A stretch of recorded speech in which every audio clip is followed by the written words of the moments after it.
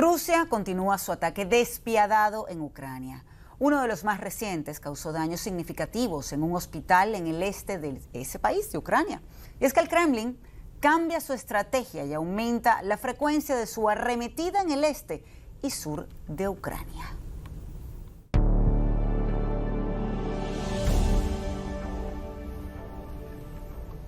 Rusia envió más unidades de combate a Ucrania y a pesar de los esfuerzos de las fuerzas ucranianas por mantenerse fuertes en los lugares más golpeados por los bombardeos y disparos de cohetes, este miércoles reconocieron haber perdido territorio. En la región de Donetsk, el enfoque ruso está en tomar dos ciudades importantes, la de Sloviansk y Kramatorsk. Ambas estuvieron brevemente en manos de los separatistas respaldados por Rusia en 2014 y ahora las fuerzas rusas intentan avanzar a esas ciudades en 3 direcciones diferentes. Y los detalles de estos ataques los tiene nuestro enviado especial Gustavo Valdés desde Lviv en Ucrania. Adelante. Un día difícil para las Fuerzas Armadas ucranianas que reconocieron haber perdido el control de varias villas y pueblos en la parte este del país, pero aseguran que han podido contener la avanzada rusa en los lugares donde se ha visto la mayor concentración de ataques esta semana. En la región de Luhansk, por ejemplo, en donde compañeros reportan que ha habido severos ataques en las últimas 24 o 48 horas, pero también hay algunas ejemplos de esta resistencia que hemos visto ya por 2 meses por parte del pueblo ucraniano en la región de Gerson, donde Rusia ya tiene control de ese lugar desde hace varias semanas, pero habían sugerido que se llevara a cabo un referéndum para dar la oportunidad a la gente de expresar su opinión para establecer una república independiente afiliada a el Kremlin.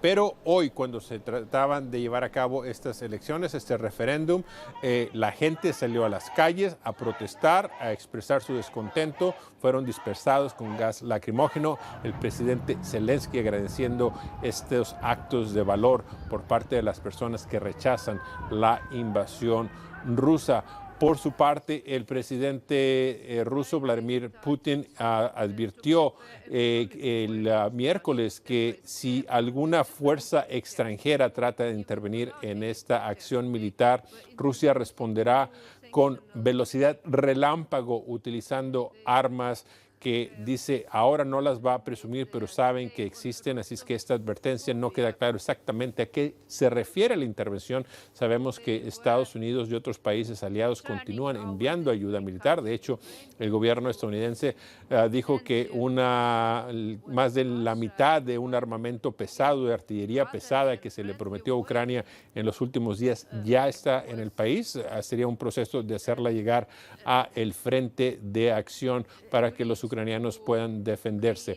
El secretario general de las Naciones Unidas ya está en Ucrania, se reunirá con el presidente Zelensky el jueves y también tratando de presionar nuevamente al gobierno ruso para que se establezca este corredor humanitario en Mariupol para que se permita la salida de las personas varadas en la planta de acero. Esto es algo que Vladimir Putin dijo que en principio estaba de acuerdo de permitir a la Cruz Roja que llegara a ayudar, pero hasta ahora no ha habido movimiento al respecto en este corredor humanitario. Gustavo Valdés, Lviv, Ucrania.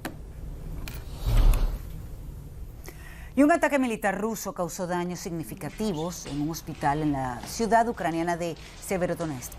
Según se observan en estas imágenes publicadas por la Administración Regional de Luhansk, y CNN geolocalizó y verificó la autenticidad de este video que están viendo. Como ven allí, comienza con escenas de ventanas rotas en el hueco de la escalera del lugar.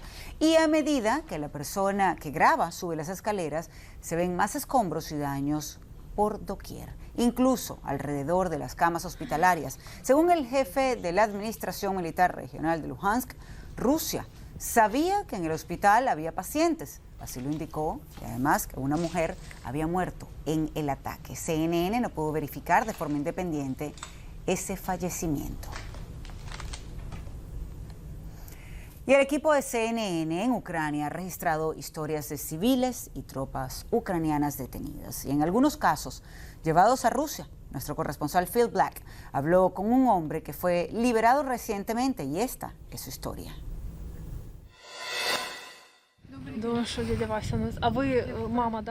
La guerra crea lazos poderosos entre las personas.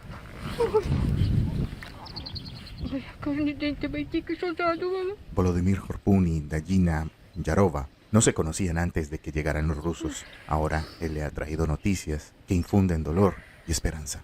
Volodymyr fue liberado recientemente de un centro de detención militar en Rusia. Dice que el nieto de Nadilla, Sasha, también estaba allí. Durante semanas la familia de Sasha no supo si todavía estaba vivo. Fue capturado y retenido por soldados rusos a principios de marzo. Después de que los invasores se retiraran, su familia no escuchó nada sobre si estaba a salvo o no. Vasily y Halina Hilik sufren el mismo dolor e incertidumbre. Volodymyr les ha dicho que sabe que su hijo Dimitro estaba vivo hasta hace poco, en el mismo centro de detención en Rusia. Dice que escuchó cómo gritaban el nombre de Dimitro todos los días al pasar lista. Hallan consuelo en eso, pero no lo suficiente como para calmar la angustia de una madre. Ya no tengo esperanza, sé que son unas bestias, los matarán y nadie los encontrará. Funcionarios ucranianos dicen que docenas de personas fueron capturadas en los alrededores de la ciudad de Dimer, cerca de Kiev, durante la ocupación rusa, y la mayoría fueron inicialmente retenidas aquí, en un parque industrial extenso que las fuerzas rusas utilizaron como puesto de mando. ¿Aquí es donde fueron retenidos? Sí. El fiscal ucraniano Alexander Sus me muestra las condiciones que los cautivos se vieron obligados a soportar. En una habitación pequeña, oscura y fría. La gente estaba apiñada aquí, dice, con las manos atadas y los ojos vendados. En este lugar había 22 personas. Cuando intentaban ir al baño tenían que caminar sobre las piernas de otra persona, porque había demasiada gente. Dice que la gente iba y venía. Algunos pasaron semanas aquí. Alguien trató de llevar un control de los días haciendo marcas en la pared. Dice que todas las personas que pasaron por esta habitación solo tenían una cosa en común. Eran civiles. Varias personas que fueron retenidas aquí nos dicen que con frecuencia fueron golpeadas e interrogadas para obtener información local. Un hombre dice que los soldados rusos le hicieron unos cortes en las manos y los dedos tan profundos que llegaban hasta el hueso, todo porque no pudo ayudarlos. ¿Le parece que tiene algún sentido que hayan hecho esto? No tiene sentido. No sé exactamente qué tipo de información podrían sacarles a estas personas. Este video de drones captura el momento en que las fuerzas ucranianas atacaron el parque industrial expulsando a los rusos. Varios de los que todavía estaban encerrados en esa habitación en ese momento nos dicen que fue entonces cuando todos los cautivos que quedaban pudieron escapar. Pero otros, incluido Volodymyr Horpun, ya habían sido llevados a otro lado. El largo viaje por carretera a través de Belarus en la parte trasera de un camión militar terminó en Rusia, donde le dieron un documento de identificación militar. Dice que él se resistió a la operación especial realizada por el presidente de la Federación de Rusia. En realidad, fue detenido mientras era voluntario en la Cruz Roja y ayudaba a las personas a escapar de los combates. El gobierno ucraniano ha confirmado que Volodymyr fue devuelto a Ucrania como parte de un intercambio de prisioneros con Rusia. Él cree que eso explica por qué las fuerzas rusas están capturando a civiles ucranianos. Dice que nos tomaron como artículos que se pueden intercambiar más tarde, como un teléfono móvil u otro tipo de mercancía. Aquí, Volodymyr inspecciona una lista de más de 40 nombres proporcionados por el gobierno local, un registro de personas de la zona que siguen desaparecidas. Dice que reconoce la mayoría de los nombres del tiempo que pasó en el centro de detención ruso, porque deliberadamente trató de prestar mucha atención para recordar lo más posible. Dice que tarde o temprano, uno de nosotros tenía que ser el primero en ser liberado, y por eso tratamos de recordar los nombres de otras personas, para hacerles saber a sus familias que están vivos. Volodymyr dice que habían unos 200 ucranianos detenidos mientras él estaba allí. Espera que todos vuelvan a casa pronto para que el sufrimiento que ellos y sus familias están soportando pueda terminar y su sanación pueda comenzar. En un intercambio de prisioneros entre Estados Unidos y Rusia, Moscú liberó a Trevor Reed, un veterano de la Infantería de Marina que permanecía detenido en suelo ruso desde 2019, tras una sentencia de 9 años de cárcel. Washington liberó a Konstantin Yaroshenko, quien cumplía 20 años de prisión por tráfico de drogas. De acuerdo con altos funcionarios de la administración de Biden, la liberación de Reed fue el resultado de meses de negociación y no impactará el enfoque estadounidense de la guerra en Ucrania. Y el Consejo de Seguridad de la ONU se reunió por iniciativa de Albania y Francia y bajo la fórmula ARIA, un mecanismo que permite intercambiar impresiones de manera confidencial y Franca a miembros de gobiernos y organizaciones internacionales en este caso. Garantizar, por supuesto, la rendición de cuentas por los crímenes cometidos en Ucrania. Y es María Santana quien nos acompaña con todos los detalles desde Nueva York. María, un encuentro muy importante, como decía, pues a puerta cerrada, pero ya el hecho que lo estén haciendo y que ojalá se garantice que realmente se pueda llevar a la justicia a quienes hayan cometido estos crímenes de guerra en Ucrania y que por supuesto luego de haberse comprobado, ¿no?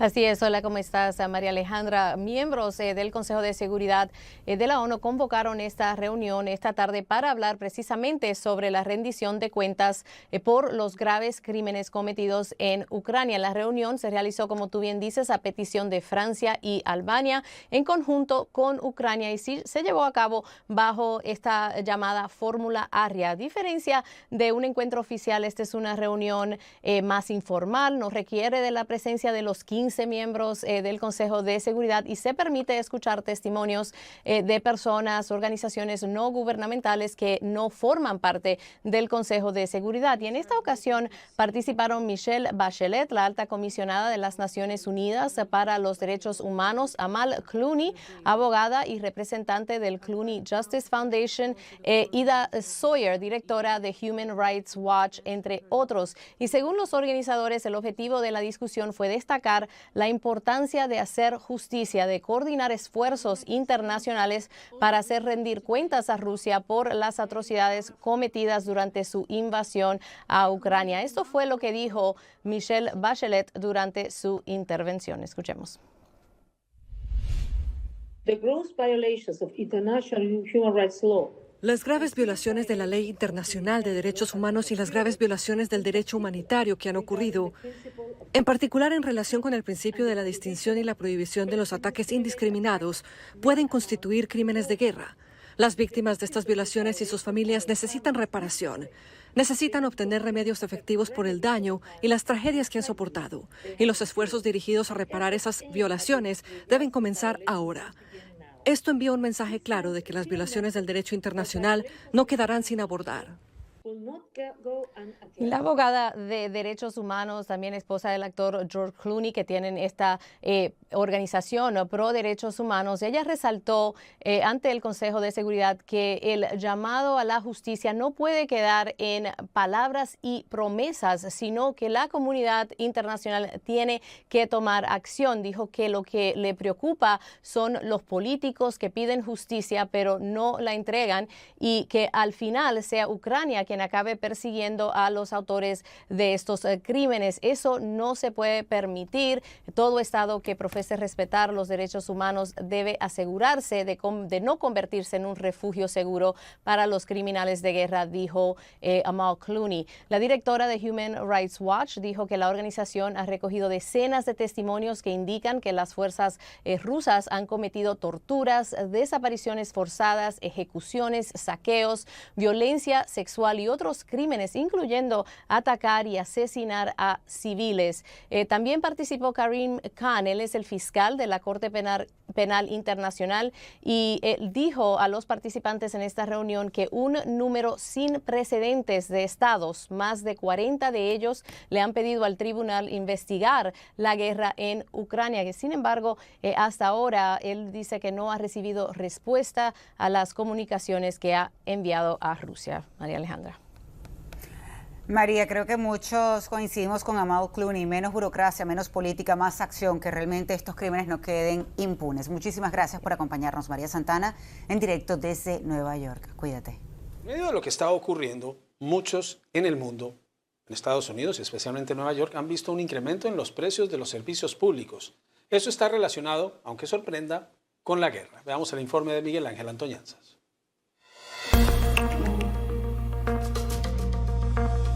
Rusia cortaba este miércoles su suministro de gas natural a Polonia y a Bulgaria.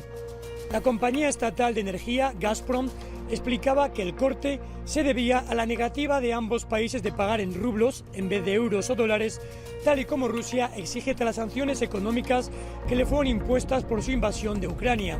Y el portavoz del Kremlin negaba que hubiera chantaje alguno. Actualmente Bulgaria depende de hasta un 12% del gas ruso, mientras que Polonia depende un 11%. El primer ministro de Polonia, Mateusz Morawiecki, hablaba de ataque directo a su país por parte de Moscú, y su homólogo en Bulgaria lo catalogaba de chantaje. El corte de gas por parte de Gazprom es una violación flagrante del contrato y un chantaje que nos obliga a pagar en rublos, lo que está fuera del contrato, y tiene que ser realizado a través de terceros que no garantizan ni el suministro y el dinero de los búlgaros. No nos vamos a rendir ante tal extorsión. La Unión Europea también hablaba de chantaje y la presidenta de la Comisión Europea, Ursula von der Leyen, aseguraba que están preparados para una respuesta conjunta y solidaria. Von der Leyen decía que tanto Polonia como Bulgaria ya están recibiendo gas de sus vecinos europeos y los gobiernos de ambos países afectados aseguran que estaban preparados para el corte y que de momento no afecta ni a su economía ni a sus ciudadanos. La idea de Europa es depender mucho menos de la energía de Rusia. Hoy, una vez más, el Kremlin ha fracasado en su intento de crear división entre los Estados miembros. La era del combustible fósil ruso en Europa va a llegar a su fin. Este es un mapa donde en color verde se aprecian los gasoductos que nutren a Europa del gas natural de Rusia. Los más importantes son sobre todo estos dos. Y ahora vamos a ver un gráfico que habla de la dependencia, del porcentaje de dependencia que tienen algunos países europeos de la energía rusa. Empezamos sobre todo con Hungría con un cerca de un 25%, seguido de Eslovaquia con un 22%, Moldova un 17% y la economía, la locomotora económica de Europa, Alemania, depende hasta un 14% de la energía rusa. La duda es si la Unión Europea será capaz de resistir como un bloque unido y solidario más recortes energéticos por parte de Moscú, sobre todo los países que más dependen como Alemania. Sin duda la energía se ha convertido en otra de las armas en este conflicto. Este miércoles los precios del gas en Europa subían hasta un 20% según la agencia Reuters. Miguel Ángel Antoñanzas, CNN, Atlanta. La Organización Mundial del Turismo suspendió a Rusia. Deja de ser miembro del organismo de forma temporal, al menos hasta que le ponga fin a su invasión en Ucrania, algo muy poco probable en el cortísimo plazo. Datos y contexto a cargo de Pau Mosquera desde Madrid. La Asamblea General de la Organización Mundial del Turismo, reunida este miércoles con carácter extraordinario en Madrid, donde tiene su sede, ha acordado suspender a Rusia temporalmente como miembro de la misma. Una decisión que ha sido llevada a término como represalia por las hostilidades que el país está practicando en Ucrania. Ahora bien, para que eso sucediera, según marcan los estatutos, era necesario que al menos 2/3 de los miembros efectivos y presentes en este encuentro votaran a favor, algo que, según un portavoz comunicó a CNN, fue alcanzado y con creces. De esta forma, la Organización Mundial del Turismo se convierte en la primera agencia de las Naciones Unidas en suspender temporalmente a Rusia, aunque ocurre en línea con lo que ya hizo el Consejo de Derechos Humanos de las Naciones Unidas a inicios de este mes, cuando suspendió los derechos de membresía de Rusia debido a los abusos y violaciones de derechos humanos que estaba practicando con su invasión a Ucrania. Dejar de ser miembro temporalmente de la OMT quiere decir que no podrá ejercer sus derechos ante la misma, ni tampoco se podrá beneficiar de los privilegios que ésta le otorgaba. Sin embargo, esta decisión podría ser revocada. Eso ocurriría si, tal y como señalaba la ministra de Turismo española, Reyes Maroto, cesa las hostilidades, da un alto al fuego y regresa a la vía de la diplomacia. aunque no parece muy seguro que Rusia vaya a mantenerse como miembro de la organización a futuro. Eso es porque, si bien estuvo presente a lo largo de esta asamblea, justo cuando iba a votarse su suspensión, los representantes que participaban del encuentro se levantaron, se marcharon y anunciaron además que dejaban la organización de forma voluntaria. Ahora bien, según nos comunicaba este portavoz, para que eso pudiera hacerse efectivo todavía debería pasar un año desde que fuera comunicado por carta a la Cancillería española. Y tratándose de una agencia dedicada exclusivamente al turismo, estiman que si la guerra en Ucrania se alarga en el tiempo, tendrá un elevado impacto en el sector, tanto como 14.000 millones de dólares, al menos a lo largo de este 2022. Para CNN, Pau Mosquera, Madrid.